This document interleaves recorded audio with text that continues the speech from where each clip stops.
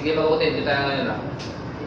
And next na topic about pre-driving orientation on motorcycle and tricycle. DL codes A1 stands for ang A, motorcycle na single, 2 wheels. Sa A1 naman, tricycle. May tatlo pa tayo classifications ng motorcycle. Meron tayong full automatic clutch, like sa mga like mga, kung kilala nyo mga motor, like Jeep, mga ba lang, hindi ka na kailangan mag-gear, mag-gumamit ng clutch, gas ka na lang ng gas. Then sa semi-automatic clutch naman, wala siyang clutch, pero every time ka travel, dapat need mo siya mag-change gear ka. Meron siya 1, 2, 3, 4. Ang minimum natin na gear dyan, 4 lang. Pero sa iba, meron ng 5. Every time ka mag-change gear, 4 ka na lang 4. Hindi ka na magka-clutch. Pero sa manual clutch naman, every time ka gumamit ng gear mo, dapat naka-press ang clutch mo. Paano na siya? Once na ang clutch naka-press siya, it means ang flywheel or ang imo itong mga clutch sulod, separate siya. Kung buyan mo naman, dikit naman siya. For example, ang makina, niya itong na transmission, once na binuyan mo or binitawan mo yung clutch mo, didikit yan. Kung ano yung power ng makina mo, yan yun yung ibigay sa may transmission mo. Excuse me. Next, ang ating namang handlebar. Ito yung pinaka-part na tingnan nyo ito, sa left side. Rear brake lever. Pag sa automatic naman, preno sa may, or brake natin para sa may back part ng ating motor, or sa pinaka-likuran ng gulong, like ganito. Back part. Side mirror, dashboard, right side mirror, front brake, sa right. Accelerator, grip. Sa semi-automatic naman, nakikita nyo dito, wala na, diba? Pero sa full automatic, meron pa. Sa semi-automatic, wala na. Then sa right side, front brake lever, accelerator, grip. Nasaan yung niyan? Yung braking system natin sa ganito, sa semi-automatic. Dito pala, sa may kanan ng ating paa, right side ng ating motor. Pinapaka dyan ng right foot natin. One i-press ng ating right foot yan, mag-brake na siya. Next, sa left side naman, yung gear shifter natin or kambyada. Diyan mo siniselect or diyan siniselect yung gear natin. 1, 2, 3, or 4. Depende sa road conditions, sa situation, kung ano man yan, or sa speed, yung gear natin. Next, sa may manual transmission naman. Di ba kanina brake? Ngayon, clutch lever na yan. Diyan mo yan makukontrol yung clutching mo, yung pag-press mo ng clutch mo at saka pagbitaw ng clutch mo. Pag nakaganyan yung clutch mo, nakabitaw siya, it means naka-engage na yan. Pero pag naka-press siya or nakadikit ang lever na dito sa may handle na to, it means naka-separate pa ang power ng ating makina papunta sa transmission natin. And then, same pa rin, front brake lever and accelerator, grip. Same pa rin dito dito sa kaliwa yung gear shifter natin at tapos sa kanan yung brake natin. Ano makikita natin sa may dashboard? Normally lang hindi na siya, common pala natin na makikita dito. Yung speedometer. Ano siya? Analog pa.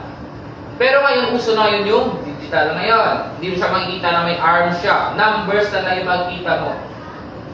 Next, odometer. Yan mo base kung kailan ka na pwedeng mag-change oil, gaano na kalayo ang travel sa inyong mga motor, or mileage ng ating motor, kung gaano siya katanda. Yan binibase siya sa karamihan or sa dami ng kilometrahe na tinakbo ng motor mo. Engine check, usually makikita mo lang to pag may sira na yung makina mo.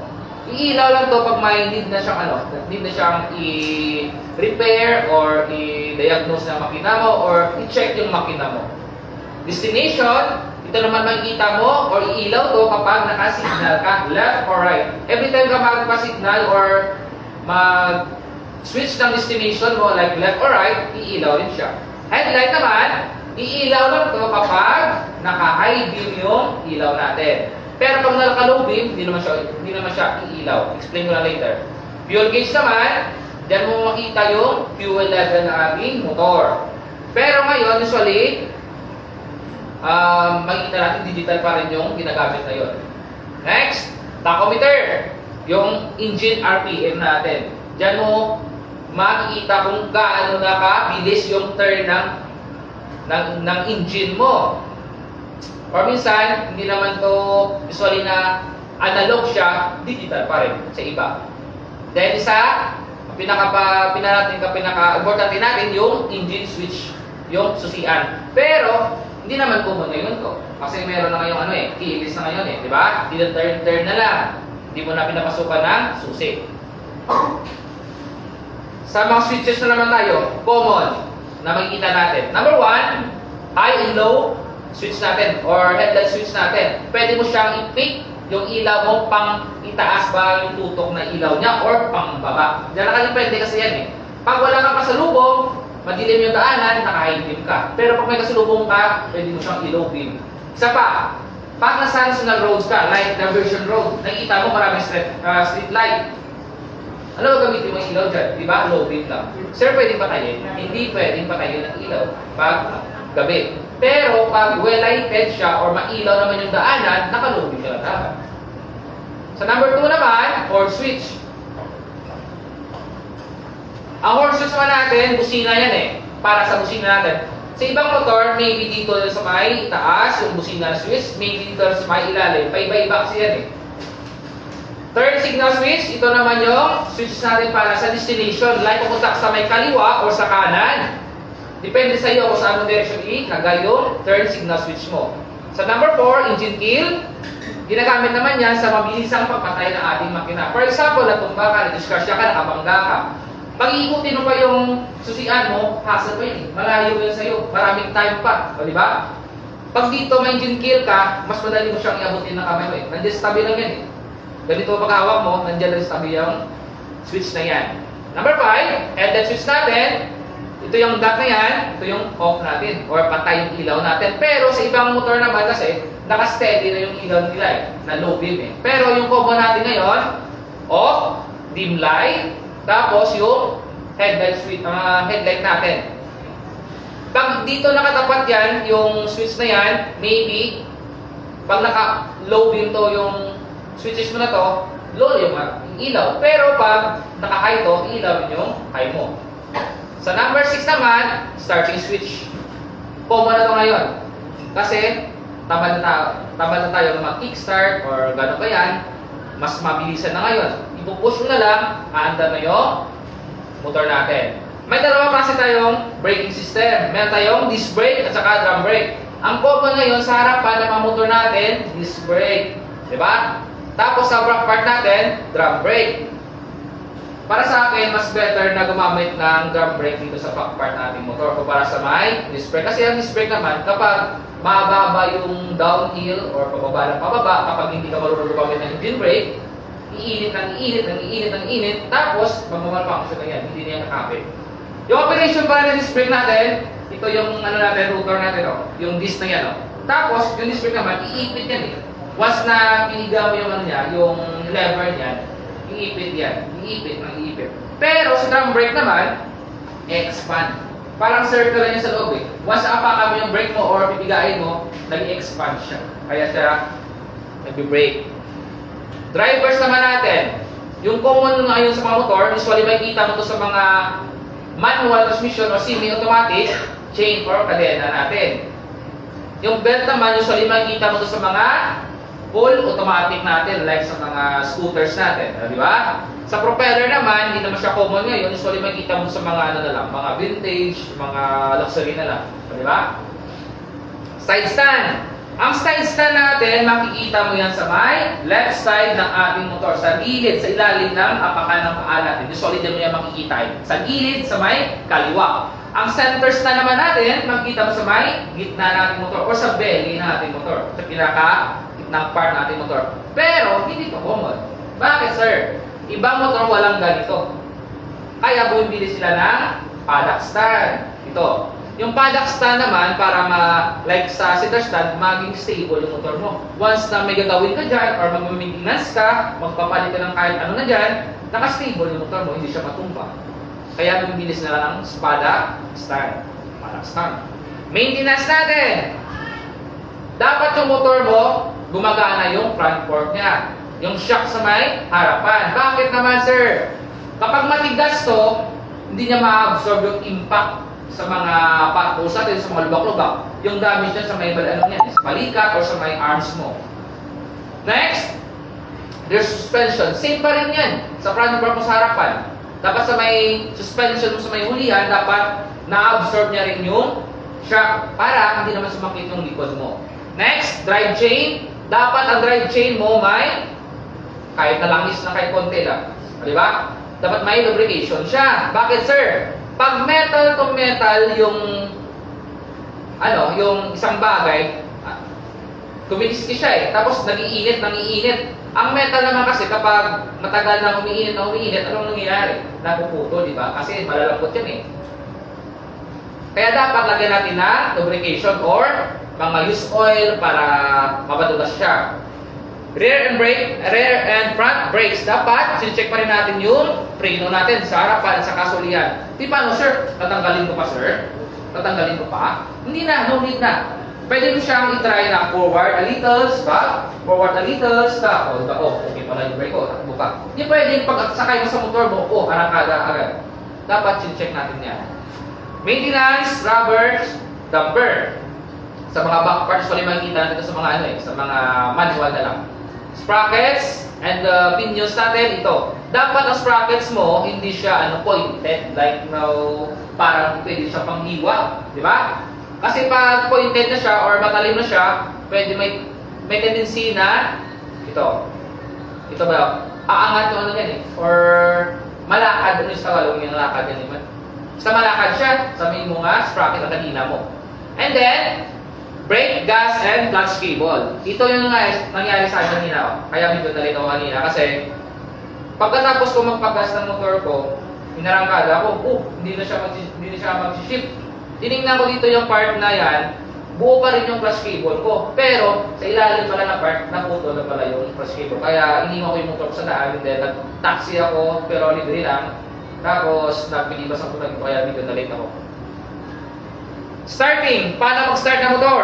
Mount with side stand daw. Pero hindi ito applicable sa lahat ng motor natin, di ba? Pag scooter yung motor mo, binaba mo yung side stand, kaya hindi. Di ba? Hindi. Di ba? Pero, mas better na naka-side stand siya eh. Sa akin naman kasi, pag scooter yung motor mo, mas better na naka-center stand siya bago mo siya muna i-start. Pag manual naman or semi-manual, naka-side stand ka. Number 2 naman, ignition. I-turn mo yung susian mo. Pag keyless naman, di ba, i-turn pa rin yan? So, number 3, choke. Masaan to? Kapag cold start yung makina ng ating motor. For example, early in the morning, malamig yung makina natin, nahihirapan yung motor natin na mag-start niyan eh. Kaya, may choke yan para yung flow ng ating hangin, nililimit na yung flow ng hangin natin. Mas more sa gas. Pag more sa gas, mas easy siyang i-burn yung yung gasolina natin. Mas madali siyang mapaandar. Pinipigilan nito yung pagpasok ng hangin. After umandar na yung motor mo, i-off na naman yung choke mo para maano naman siya, proportion naman yung pagpasok ng hangin sa gasolina ng gasolina papunta sa yung combustion chamber mo. And then, dapat naka-neutral siya. Meron ibang motor kapag naka-gear siya, pwede rin umandar, pero mas better na advisable na gamitin natin naka-neutral parati. And then, pwede ka mag-pick kung kickstart ba gagamitin mo. Ang kickstart naman ito yung forma mo. Sinisipa mo yung kickstart natin. Or maybe, may starter yung motor mo, pindutin mo lang to, andar na yan. Moving, magpalis ng motor. Disengage side stand.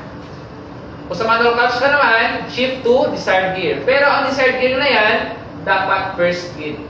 Diba, yung motor natin, may 1, 2, 3, 4, 5. Yung pinaka-lowest na number, yan yung pinaka-persado or may power. Then, check side mirrors and go. Sa semi-automatic naman, same pa rin. Disengage mo ang side stand, check side mirrors, and then shift to desired gear and go. Sa automatic clutch naman, check side mirrors, and then gas lang. Takbo na yan. Proper shifting, manual clutch. Squeeze the lever in. Papasok daw. Press mo siya papasok. Shift to desired gear. Pwede naman na mag-gear eh. Kahit hindi mo siya ma-shift eh. Papasok pa rin yan ang gear mo, pero madali siyang masira.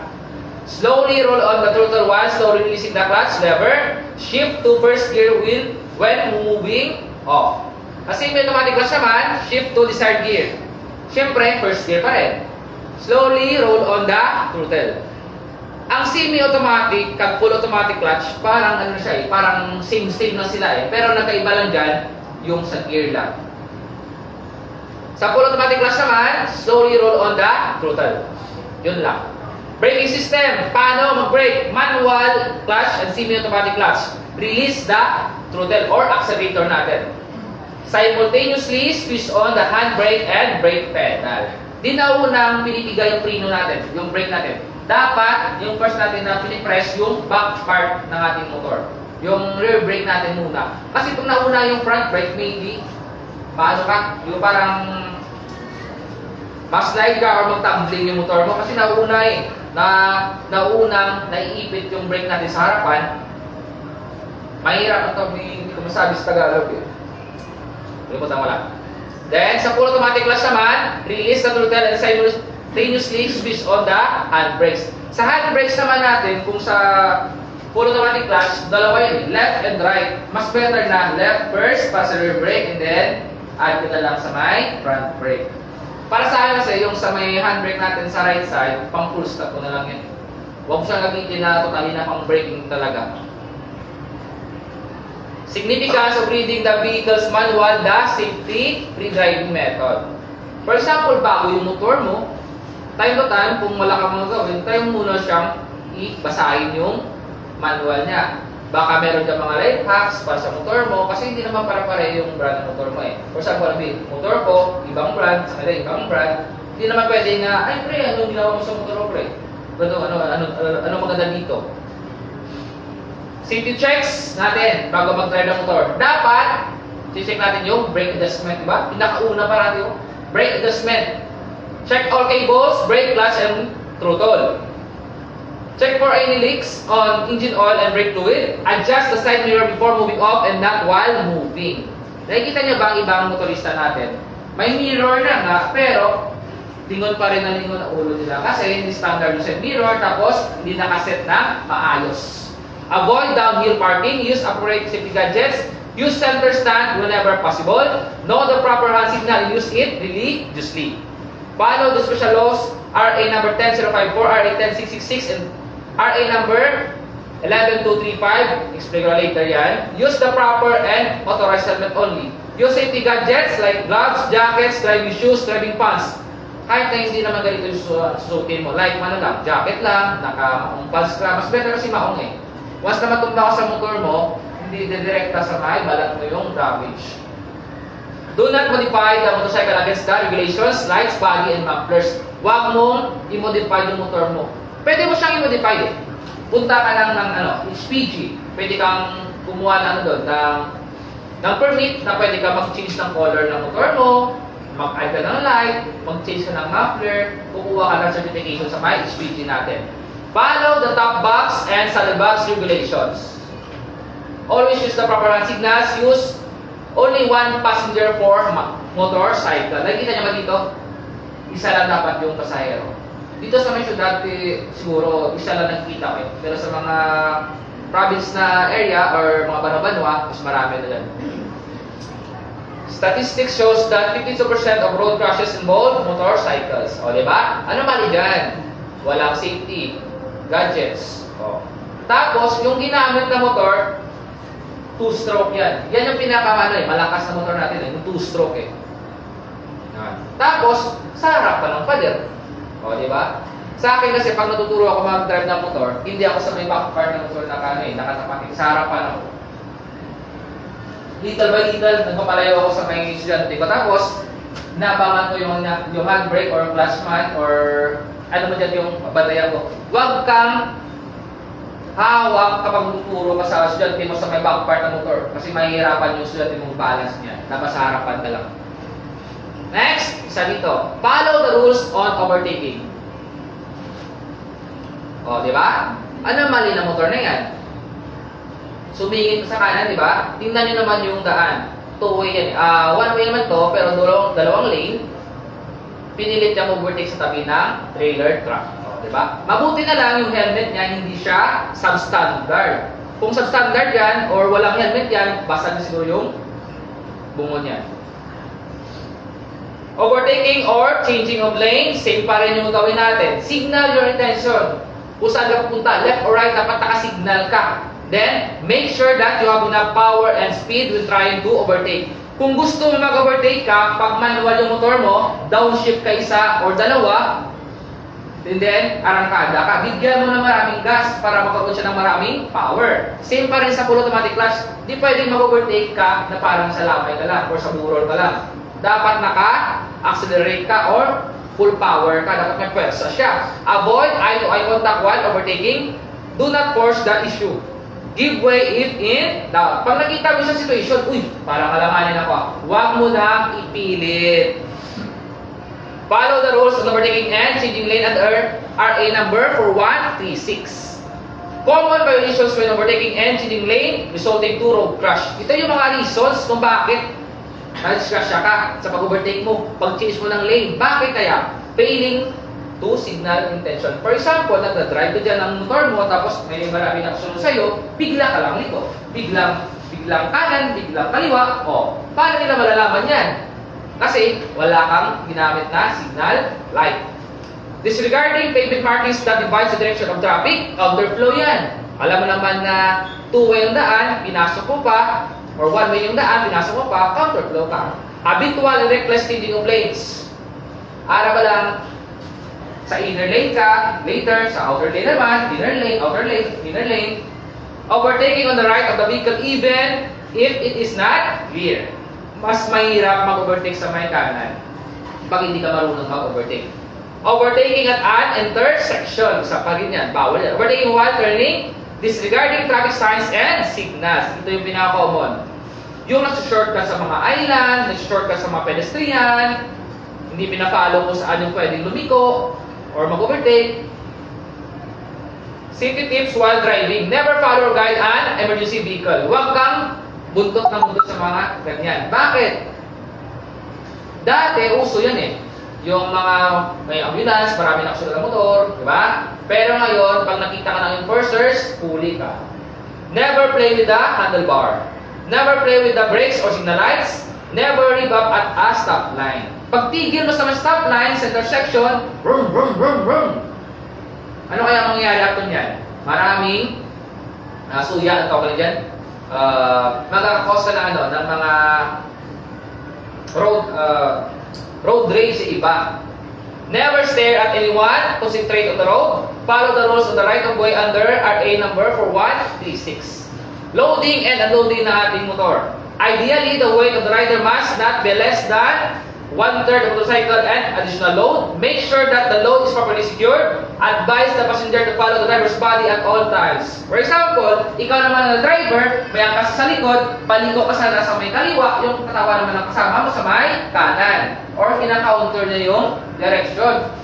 Pag kina-counter na angkas mo yung direction mo, yung direction ng body mo, tawag na rin. Hindi ko na masabi sa Tagalog eh.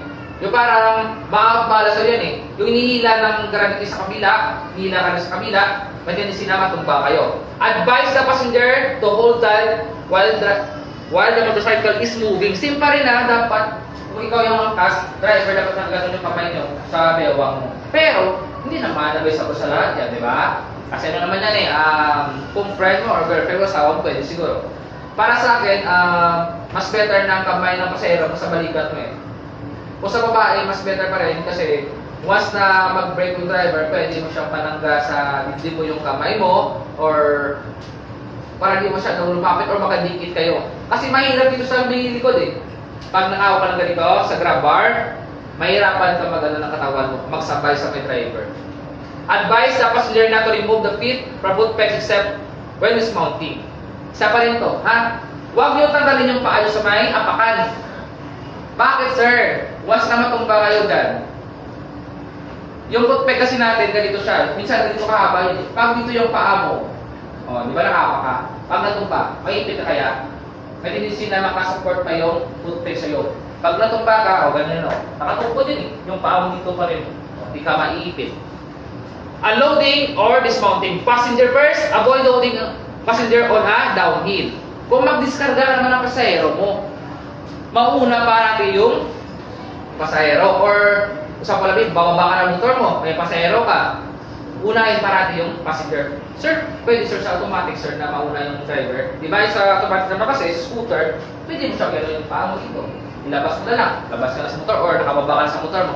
Pero hindi pa rin yan advisable. Bakit? May tendency na matumba yung motor mo. Kasi may weight pa rin sa likod eh. May karga pa rin sa likod eh. Common loading and unloading violations. Overloading, may bata, walang helmet, nag-distracted pa siya. May handset siya eh.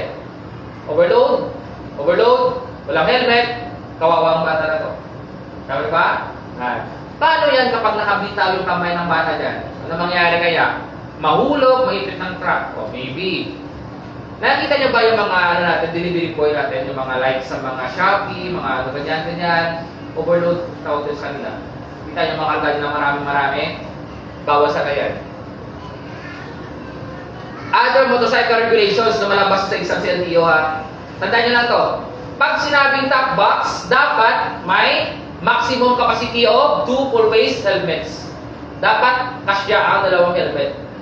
Pag top box. Sa customized made top box naman, gumawa ka ng sarili mong design, sarili mong top box, pero may requirements dyan. Dapat yung height niya 2 feet. Dapat yung lapad niya 2 feet pa rin. Tapos yung haba ng box na yan, 2 feet. Kita nyo to, 2 by 2 by 2. Yung haba dito, 2 feet. Yung taas dito, 2 feet. Yung lapad dito, 2 feet. Tandaan nyo lang, 2 times 2 times 2 lang. Sa top box, 2 full face helmets, kasya. Sa customize, 2 times 2 times 2. Sa saddle box naman, dapat hindi lalagpas sa upuan. Dito. Dito ang upuan na to. Yung top box mo dito sa ilalim lang. Yung upuan mo dito sa itaas, hindi pwede malagpas to. Saddle box sa gilid ng motor, yung top box sa likod ng driver. Okay. For example, yung ilaw mo, hindi ka komportable kasi madilim siya, nagdagdagan ng isa or dalawa, auxiliary headlamps ang tawag dyan. Dapat may separate switch, light must be pointed rightward, white or yellowish white light. Hindi pwede pink, hindi pwede blue. Ha? Dapat white or yellowish lang. No vibration. Hindi siya pwedeng nagbabibrate while in running ka. Not to be used when driving on a well-lighted street or when approaching oncoming vehicles. Like kanina sabi ko sa inyo, pag mailaw yung daanan natin, hindi pwedeng gamitin yung mga ganitong ilaw, hindi ka pwedeng gumamit ng high beam, dapat naka-low beam ka rin. At saka, hindi rin pwedeng patayin yung ilaw, ha? Dapat naka-low beam lang. Up to 2 lamps only. Ang ibig sabihin ng 2 lamps na yan, isang ilaw na to, isang ilaw na to. Dalawa. Kabilaan, di ba? Dalawa lang. Tapos, bawat ilaw na yan, may 6 na bumilya. 1, 2, 3, 1, 2, 3, 6. 1, 2, 3, 4, 5, 6. 6 pa rin. 6 lang. Pag hindi pasok sa ganyan na standard ng LTO, huli ka. Tatanggalin mo yan sa motor mo. Obiskahin yan. 2 ilaw, tapos may titig. 6 na bulb sa loob. Nakita niyo mga LED? Yung mata niyan, mata ng LED, 6 na piraso.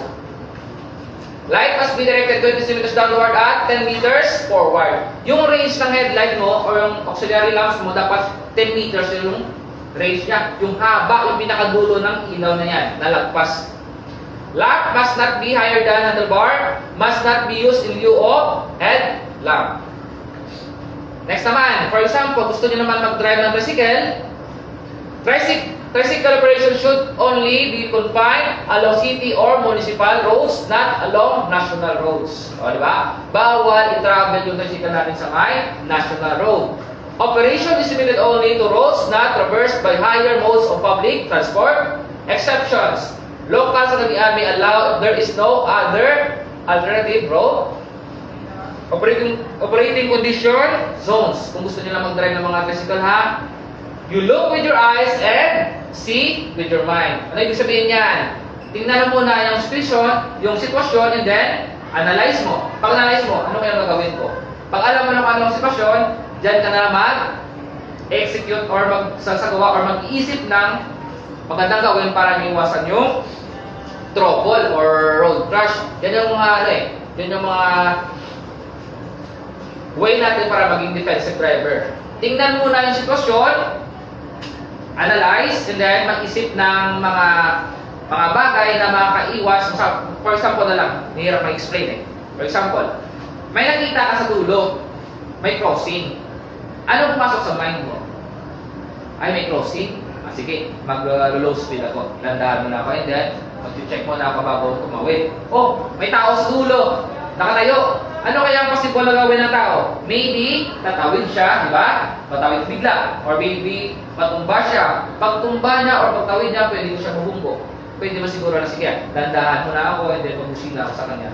Yan yung ibig sabihin ng, you look with your eyes and see with your mind. Dapat intindihin mo kung ano yung nakikita mo. And then, i-apply mo lang. Or, hindi yan mag-Tagalog.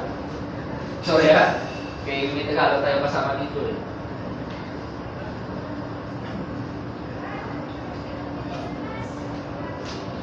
Tagalog ba? Or ano po na? Sorry ha. Next topic about salakyan. Code B, B1, B2. Di ba kanina yung B, ano na siya, 4 wheels, na 8 seaters lang. Ang B1 naman, 9 or more seaters. Sa B2 naman, carrier of goods na 4 wheels man siya. May dalawang klase tayong sasakyan. Manual at saka automatic. Ano yung manual, sir? May clutch yan. 3 pedal. Yung sa gitna, brakes, preno. Sa kanan, accelerator or gas natin, accelerator. Sa kaliwa, clutch pedal. Anong pa ang ginagamit dito? Kanan o kaliwa? Kaliwa yung ginagamit. Dito naman sa may brake at sa gas, kanan na paa natin. Sir, sa automatic, sir, dalawa lang sa natira. Sir, pwede bang gamitin ko sa may kaliwa yung brake? Hindi pwede. Dapat, yung kanan natin na paalam dito yung ginagamit natin. Gas, brake, gas, brake. Isang paalam dapat. Tapos, sa manual naman, pinag-iba dito sa may manual, ikaw mismo yung magse-select ng gear na gusto mo. Nakadepende sa mga sitwasyon na makikita mo. Hindi naman mahirap eh, kasi may guide naman yan. Pero normally, yung shifting gear natin na manual, dito sa gitna oh. Pag neutral siya, dito naka-spot yung ano yan, lever na yan, dito sa gitna. Tapos, once pinush mo na sa may harapan, 3 agad. Or maybe 4 yan, or 3 dito. Pag gusto mo punta sa may 1, i-bali mo punta dito. Pakaliwa, and then push sa harap, or pababa. Ganyan yung design ng ating shifter. Pero sa automatic naman, may 4 na tayo na common na gears, like neutral. Ang neutral naman yan, wala naman siyang ginagawa yan eh. Like sa manual, kahit anong gas ng gas mo, hindi pa rin yan tatakbo. Pero, may tendency na tatakbo yung sakyan kapag uphill or downhill or uneven road naman o nga, dipunduan. Dapat naka-handbrake ka or naka-press ang TL mo sa may brake para hindi siya maglakad. For example, sa reverse naman, once nilagay mo sa reverse, yung sakyan mo aatras or papunta sa may back part. Sa drive naman, sa kayo punta to? Sa may harapan. Sa park, kahit na hindi mo to, kahit na hindi mo hapakan yung brake mo, at saka hindi ka mag-handbrake, hindi talaga natakbo to. Yung sasakyan mo na to. Ano makikita natin sa may sasakyan? Headlamps, dalawang ilaw sa may unahan na maliwanag. Yan o, sample nyo no. Headlamps or headlight natin. Rear signal light sa may point ng ating sasakyan. Front signal light na sa harapan ng ating sasakyan. Brake light. Anong kulay ng brake light natin? Red? Hindi siya red ha? Bright red. Lalabas sa exam. Ang kulay ng brake light natin, bright red. Yung red na yan, kasama pa yan sa dim light eh. Iba yung bright red. Hazard warning light, dalawang signal light na nagbiblink-blink sa harapan or sa may hulihan. Bali, 4 lahat yan. Magkasabayan, nagbiblink-blink. Sa reverse light naman, anong kulay niyan? Kulay puti. Pag nakita nyo to, nakasunod kayo sa ibang sasakyan, nakita nyo pumuti to, or nag-ilaw siya na kulay puti, it means yung sasakyan na yan maybe aatras yan, or nagre-reverse siya. Left and side mirrors, plate lights, front and rear wipers, windshield. Ang wipers natin, dapat ano siya ha? Bago parati. Hindi siya luma. Kasi pag naluma na yan, bakit yung ano niya? Pag-wipe niya, or maybe madamage pa yung ano mo, yung windshield. Doon gastos pa. Pintuan, engine hood, luggage compartment. Yung luggage compartment natin, usually ito sa may back part ng ating sasakyan. Pero hindi lahat ng sasakyan meron yan na fuel tank cap. Saan ito makikita? Left or right? Common makikita yan sa may left side ng ating sasakyan. Tires, gulong, engine and transmission, linkage joints, muffler and silencer, rear axle and differential, steering wheel and ignition switch. Sa gulong tayo. Sa gulong, makikita natin dyan may mga tatakyan For example, T, passenger car, LT, light truck, ST, special trailer, T, temporary. Ang ST means special trailer. Kung sakali nakalagay dyan yung temporary. Yung temporary na yan, it means reserva natin. Ha? Yung aman, yung gulong ng sasakyan mo, 4, pero may extra isa. Yung temporary na yan, hindi siya forever na nakalagay sa sasakyan mo, ha? Kasi may requirements yan Sa ibang sasakyan, sa mga bago ngayon, may nakalagay na dapat, lagay natin, 100 kilometers lang yung max na layo ng ating na travel para magamit mo yung temporary mo na gulong. Tapos, under sa may 50 kilometers per hour lang na travel. May requirements yan. Kasi pag binidesign mo, pinasubra mo sa haba ng kilometrahe, sasabog yan. Kasi temporary lang yan And then, yung 225 na yan yung lapad ng ating gulong. And then, yung 75, yung taas ng ating gulong. Sa R15 naman, yan yung radius ng ating or laki ng ating max or rim. For example, wala tayong andito sa may sa lapad Ito yung delikado sa may taas ng ating gulong. For example, 75 siya. Tingnan nyo dito. Dito tayo magmula. Dito hanggang dito, 75. Di ba? Tapos yung fender mo or yung mudguard mo ito siya sa may wall na pangalan. Di ba may space pa? Di ba? Paano kung yung 75 na to ginawa mo siyang 90? Di ba? Lalo siyang tataas ng tataas hanggang dito lang yung sa gitna di ba? Once na dumaan sa may lubak, sa may humps, ano mangyayari? Aabot yan sa may mudguard mo o sa fender ng sasakyan mo, masisira yan. Kaya dapat, kung ano yung standard ng gulong mo, sundin mo na lang. Pwede kang magbawas pero huwag ka lang magdagdag. Ha? Interior parts, ano makikita natin sa may loob ng sasakyan? Common, makikita mo to, headlight switch sa may left side ng ating steering wheel, wiper switch sa kanan ng ating steering wheel, child lock sa may window ng ating, sa pintuan pala ng ating driver side, horn sa gitna, common sa gitna ha, pero iba dito sa ilalim, dito rin, kahit saan yan. Depende, pero common sa gitna. Power window switch, driver side sa may pintuan. Parking brake lever, usually makikita mo yun sa may gitna ng passenger at saka driver. For example, driver side, passenger side, sa gitna. Pero hindi lahat sa gitna ha. Minsan kasi iba sasakyan sa may harap, or bolt-on siya, or sa ilalim ng steering wheel nakalagay. Hazard switch sa may gitna ng ating sasakyan, or maybe sa pinaka-center ng ating sasakyan, malapit sa radio or sa mga aircon switch natin, nandiyan yan. Tapos kulay red na may triangle na design. Cabin light switch, makikita mo yun sa may katabi ng rear view mirror natin sa may ibabaw ng ulo mo, dyan yan. Dyan marapit yan. And then, dashboard natin, makikita mo dyan yung tachometer, engine RPM, ano siya, analog. Ngayon, digital na yan. Speedometer, yung bilis ng takbo mo. Diba? Diyan mo yan malalaman. Fuel gauge, level ng gasolina natin o crudo natin. Battery voltage gauge, diyan mo makikita kung may karga ba yung battery mo or wala. Odometer, yung travel, kung gaano ka kalayo yung na-travel ng sasakyan mo, yung mileage niya. Or maybe, dyan natin binibase kung kailan tayo mag-change oil ng ating sasakyan. Oil pressure gauge, coolant temperature gauge para naman ito sa ating cooling system. Pag tumaas tong coolant natin, yung gauge natin, nakalagay sa may mainit, it means nag-overheat na yung sasakyan natin.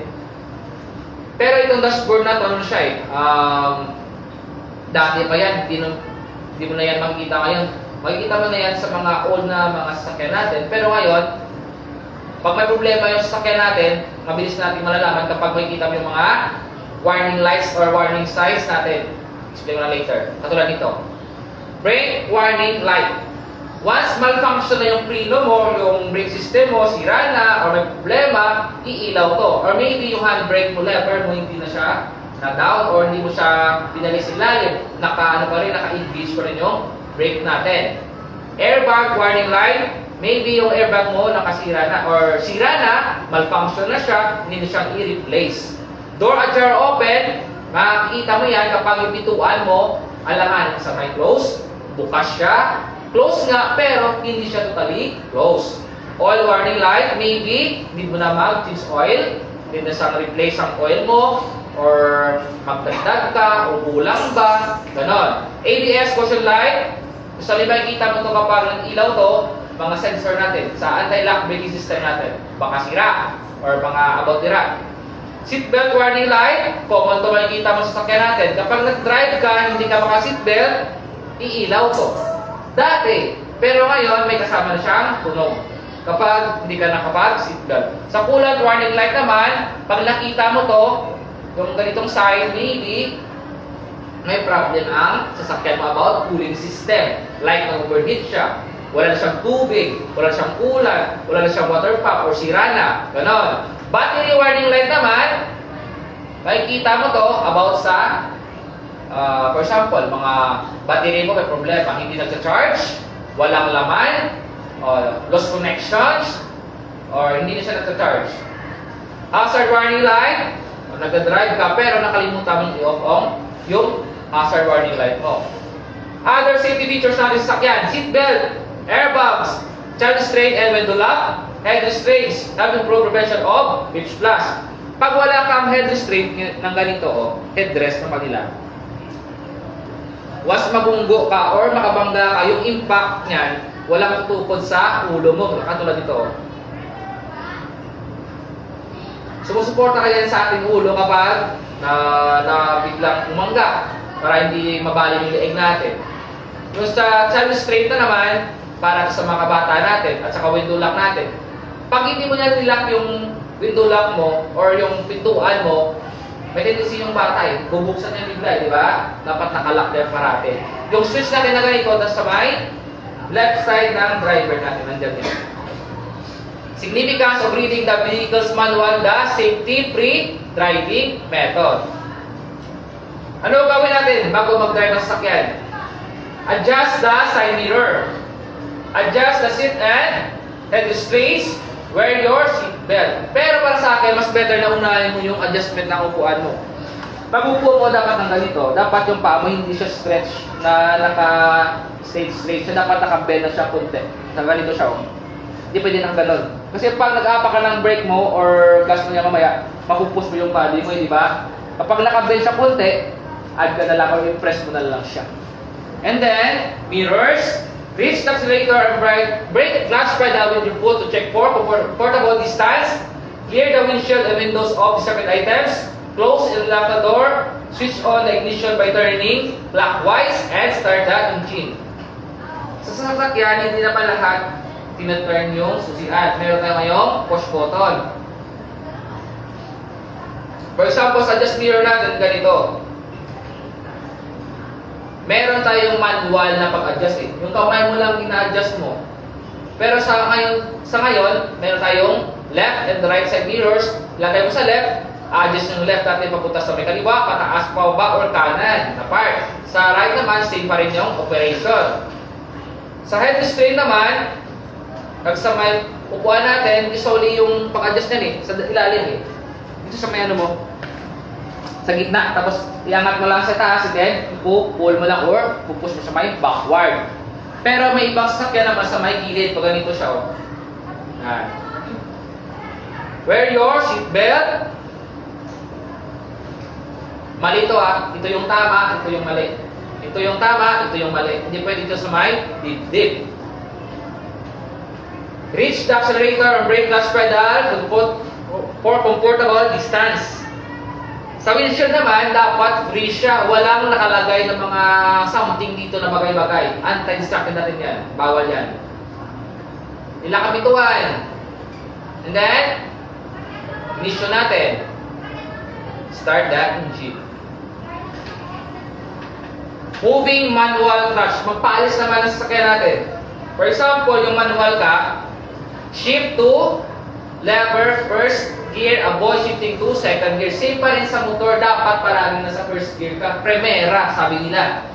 Release the parking brake lever.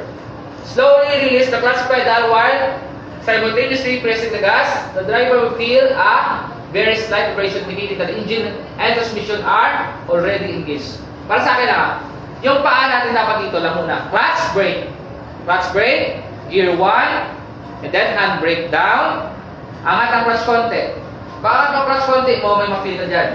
Pag na-feel mo medyo may nag-vibrate siya, kunting vibration, steady yung clutch natin, and then yung feet mo sa may brake, transfer mo sa gas. And then once na tumakbo yung sakyan mo, it's constant, naka-steady siya tumakbo, tsaka mo na siya bibitawan yung clutch mo, and then gas lang ng gas. Take a quick look of the vehicle spot. Press the brake and clutch pedal if there is obstruction. The vehicle slowly move. Gently press the gas pedal and immediately release the clutch. Mas better na gawin ito in person kumpara sa may i-explain ko lang dito. Shifting gear. Kailan ka mag-change gear? Ano yung base mo? Saan ka mag-base?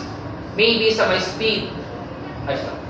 Speed, engine RPM, capability of the vehicle, type of the road, uphill or downhill, weather condition, and driving skill. Para sa akin na isa lang dapat mong basihan para mag-shift ka ng gear mo. Based mo sa mga situation lang. Para sa akin situation lang. Mas easy yung situation eh. Dito pa lang, dito ka nag-drive, doon pa situation sa dulo, nakikita mo na. Ano kayang the best mong matawid? Alam, mayroong crossing, intersection. Maybe, naka 5 gear ka, mag-downshift ka sa may 3 muna, or 4, 3, try mo na ganyan. Nakita mo uphill yung daanan, naka 5 gear ka, ano gawin mo? Downshift ka, pang 4, 3, 2, 1. Kasi, yung gear natin sa manual, habang pababa yung number, nagiging persado siya, or may power siya. Braking system na naman, paano mag-brake? As much as possible, step on the brake pedal first. Sabi niyan, di ba? Mas unahin mo daw apakan yung brake. Pero, para sa akin na nga, once na new learner ka, student ka pa lang, first time mo mag-drive ng manual na sasakyan, mas better na clutch muna bago yung brake. Kasi pag nag-brake ka, hindi ka nag-clutch, mamamatay yung sasakyan mo. Stepping on the clutch first will disengage the transmission and engage. In effect, the gear selector will be in neutral position, then the vehicle will abruptly slide. Yan yung pangit yan. Once inapakan mo kasi yung clutch mo, magsiseparate na yung power ng engine at saka transmission mo. Biglang tatakbo ng alintol yung sasakyan mo, or mag-freewheeling siya. Pero paano mo maiwasan ng ganyan na situation? Dito pa lang sa akin, doon yung situation, naka-clutch brake ka na lang. Diba? Huwag mo na hintayin na nasa harap mo na situation, tsaka ka lang mag-decide kung anong gagawin mo. Before pa lang na situation, decide din na kung anong gagawin mo. Never use the left foot for braking. Bawal daw gamitin yung kaliwang paa para mag-brake. Diba? Bawal na bawal. Bakit, sir? Kasi kapag nag-brake ka dito, nakakakapalit sa gas. O, diba? Wala pa rin effects yan eh. Avoid pressing 3 pedals at a time. Bawal daw gamitin yung tatlong paa sa pag-brake. Or sa pag-brake, bawal gamitin yung bawal i-press yung tatlong pedal na magkasabay. Remember, correct braking while the vehicle is slowly moving. Clutch, brake. Pag manual. Clutch, brake it. Parate. Steering wheel. Sana naman tayo sa may manibela naman. sabi sa akin ng student ko dati, Sir, ilang ikot ng steering wheel para magpa-ikot ng sasakyan or mag-turn, mag-U-turn? Hindi yan binibase sa turn ng steering wheel. Sa movement din ng sasakyan natin. Para sa akin, mas easy mag-drive eh. Kapag may binabasihan kang guide, tapos dyan mo lang i-base yung bali ng manibela. Ang correct position natin kamay is 9 or 3 o'clock. Dito or dito siya. Dapat magka-level. Or maybe 10 at saka 2. Dapat magka-level yan. Bakit, sir? Kapag yung kamay mo dito sa may 11, yung isa, tapos yung kamay mo dito sa may 2, saan kayo mabigat? Di ba 11? Kung mabigat yung 11, may tendency na hilahin ng left na kamay yung steering wheel or punta sa may kaliwa. O, di ba? Mas better na lang na flat sila or level.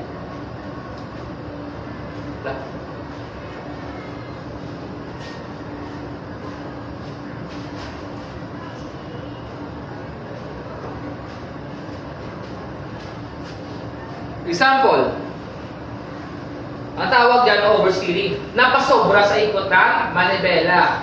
Bakit napasobra siya? Kasi, ano siya eh, palagpat na lang yung pag-iikot na ng manibela. Dapat may binibase ka na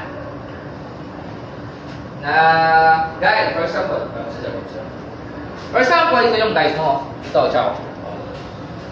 Dapat yung sasakyan sa kang guide mo, dapat dito siya eh. Kung gaano kalapad dito, dapat ganito rin kalapad dito. Di ba?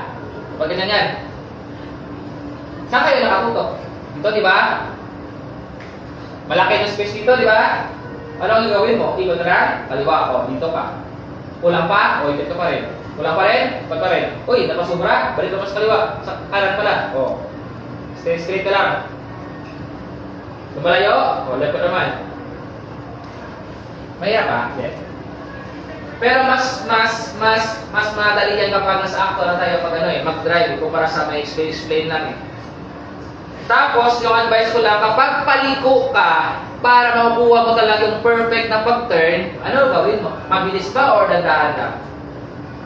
Dandahan lang. Di ba? Mahirap mag-control ng steering wheel kapag paliko. May tendency kasi na mag-overturn ka or mag-understeering ka. Na ganon. Kulang naman sa paikot. Ito daw yung yung tamang pag-ikot daw. Pero pangit naman ang kanilang drawing. Remember that the vehicle will turn back to its original straight path whenever the driver releases the grip. Sabi niya daw, once na-pull mo na daw or na-turn mo na yung steering wheel mo, bitawan mo lang daw, babalik ka daw sa first center. Diba? Pero huwag kang mag-depend na sa ganon. Iba ka, pag binitawan mo yan, mag-over sa balik. O diba?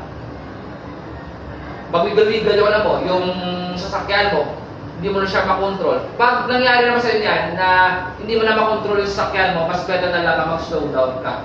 Huwag mo lang sabihin na habulin mo siyang kontrolin pa yung steering wheel mo.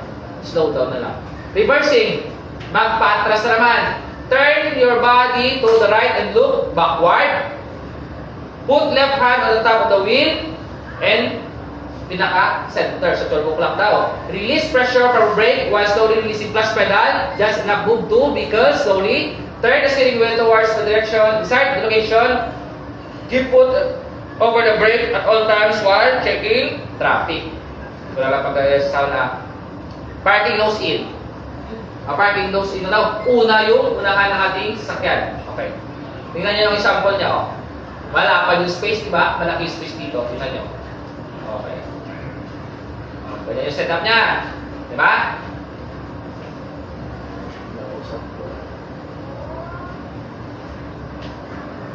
Wait lang.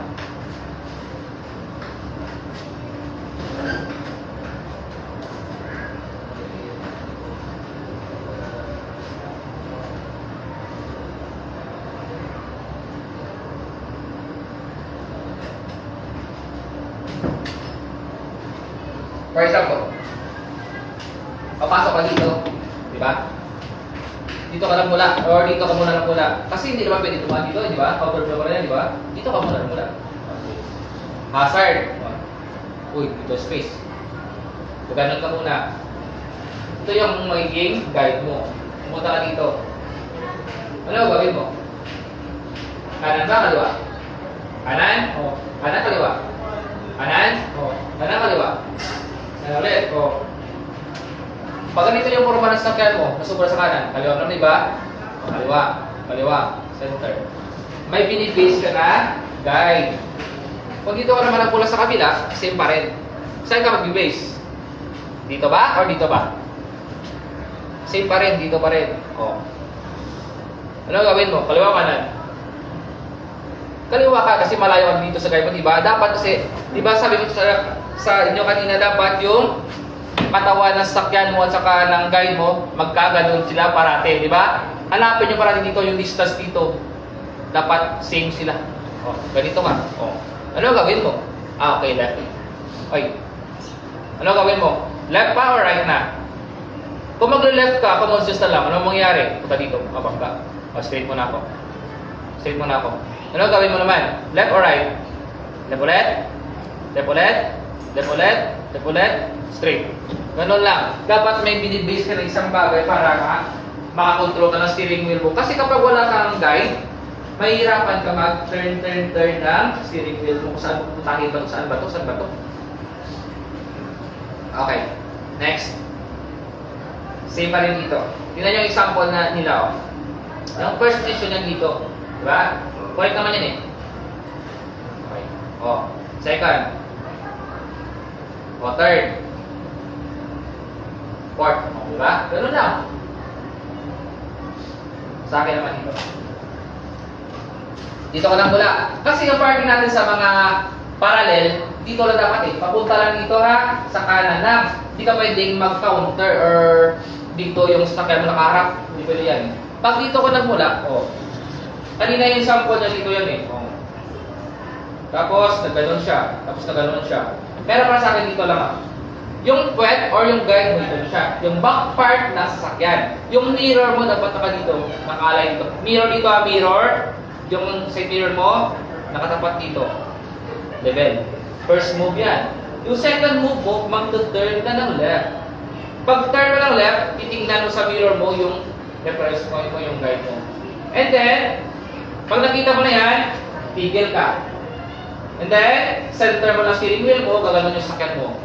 Straight, straight, straight, straight, straight, straight, straight, straight lang. Straight lang, straight lang. Okay. Diba? Naka-straight na siya. Ano nga yung gawin natin para maka-straight tayo pag ganun parallel? Pa-left na naman. Ganun na siya. Oh. Ganun na siya. Pag nasubura ka dito, i-adjust mo lang ganun, ganun, ganun. Magpaalis naman. For example, paalis ka ng parkingan ng ganito. Tingnan nyo yung space, mas maliit, mas malaki dito. Ano ang gawin natin? Kasi pag pinorward ko, mabangga ako. Kung reverse ko, pwede rin. Reverse ka muna dito. Reverse, and then forward, left. Ganun lang. Isa pa. Sa una naman, una naman puwet or nakalabas naman yung busol sa sakyan natin. Ito yung setup nila. Nice. Nice. Ito na gawin natin parate. Dito ka nagmula. Pupunta dito yan isa. Two-way. Pupunta dito, pupunta dito. Dito ako mapapark. Ano gawin natin? Drive ka dito. Tigil. Saan ka titigil? Same pa rin. Yung mirror mo dito, nakatapat dito sa guide mo. Yung pinakagilid. First move yan eh. And then, second move mo, forward sa right. I-pull mo siya. Tingnan mo dito. Tingnan mo yung mirror mo. Dapat makikita mo to. Sa pinakadulo ng mirror mo. Second move natin yan. And then, ang third move mo, saan kaya ikaw mag-reverse? Left or right? Reverse ka ng left. Kasi sa left side ito eh. Diba? Left side off. Atas pa kulay pa. Left. Nagla-left pa. Wala pa rin. Left pa rin. Left. Wala pa rin. Left. Oh. Left din, diba? Left, left, left, center. Yun lang. Kasi, pag makuha mo tong perfect na ganito, makukuha mo tong perfect na ganito kapag makikita mo tong distance dito. Kapag ganito yung kalayo yung distance dito, yung point ng sasakyan mo at saka yung reference point mo, ganito rin yung distance dito. Pag malapit dito, malapit din dito. Ganon yan. Same pa rin. Kapag dito sa kabila ng pula, side mirror, nakatutok, ang kalalabasan niyan, parang L sa'yo. Parang 90 degrees. And then, second move, punta ka dito. Reverse na lang dito. Gano'n lang siya. Magpalabas naman sa sasakyan natin. Hindi pwedeng magpalabas ka, biglang liko na lang. Biglang liko na lang dito. Straight forward, half body na sasakyan mo, nakalabas ka dito. Tsaka ka lang mag-turn na ganito, or ganito. Ganun lang. Pero mas maganda ito gawin kapag ano siya ina-actual na. For example, pumunta kayo ng mga bukid-bukid or uphill or downhill, once mag-park kayo, dapat yung gulong natin nakatukod sa may gilid ng gutter. Bakit, sir? Kapag sinenter mo yung gulong na yan, mag-malfunction yung handbrake mo, mawalan ka ng brake, may tendency na tatakbo yung sakyan mo in straight siya. Dapat dito siya parati, nakatukod or nakabangga sa gilid ng gutter. Kung may gutter. Pero pag walang gutter, ano gawin natin? Lagyan mo na lang ng kalso or bato na lang. Huwag ka lang magsalig about sa handbrake mo, baka mag-malfunction siya. Loading and unloading. Load or unload passengers or cargo at designated zone only. Check and double check all mirrors before opening the door. Allow all those passengers to alight it first. If it will cause obstruction or inconvenience, press the hazard warning light. Avoid further communication after unloading passengers. Be sure that the doors are properly closed and unloading passengers. Switch the turn signal and check for the mirrors before moving off. Dapat kung magkarga o diskarga mo sa mga pasahero nyo or mga relatives nyo or sino man dira, dapat sa may loading and unloading area man siya. Post-driving routine. After mag-drive, umuwi ka na ng bahay nyo. Documents and belongings check mo. Gadgets. Passengers. Ito yung pinaka-worst. Pag naiwan mo yung anak mo, yung sino man da sa may sulod ng sasakyan or sa loob ng sasakyan, naiwan mo siya, baka mamatayan. Switches and controls. Huwag nyo kalimutan to. Dapat off parate. Lahat. Aircon switch, headlight switch, lahat ng switches dapat naka-off. Ignition key, locks, and walk around check. Ang walk around check naman yan, dapat after mag-drive, kahit na isang ikon ng sasakyan mo, check muna. Wala itim yung sasakyan mo, pag-uwi mo. May puti na nakaprint. Ano ibig sabihin pag may nakaprint na puti? Nakasagi ka, may gas-gas na, di ba? Yun. Remember, no safety, no pay. Wala na. Kag-about nasa explanation about sa reversing to, though, para sa akin hindi ko ma-feel ma-explain about sa explain na mas namin siya in-actual. Once na makuha ka mo sa driving diri sa amon, tanan na matutunan na in-actual. Kung willing na. Wala na siya.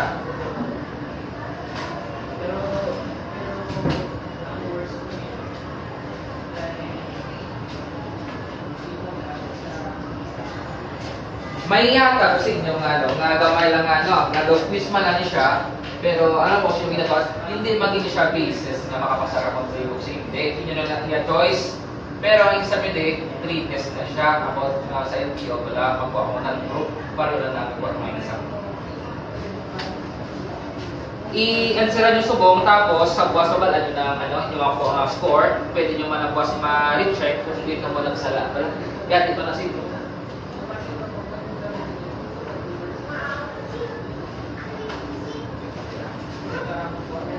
Gawa ni ka-topic, module 1 tas module 2 ha.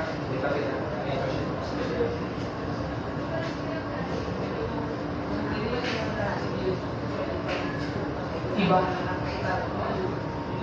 Basta di natin natin na sa module ko wala na yung sumunod. Kaya ako natin mo sa day. Ano, ito ko teacher ko sabi, hindi ko sa day.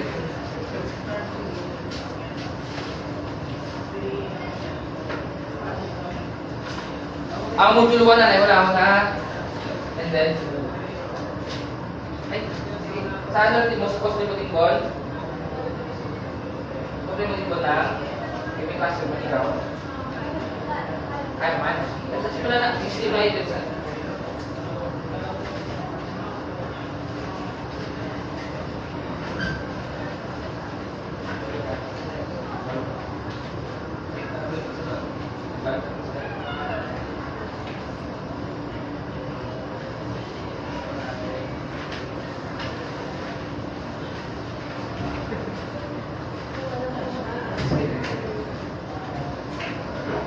information na sa atin yung information.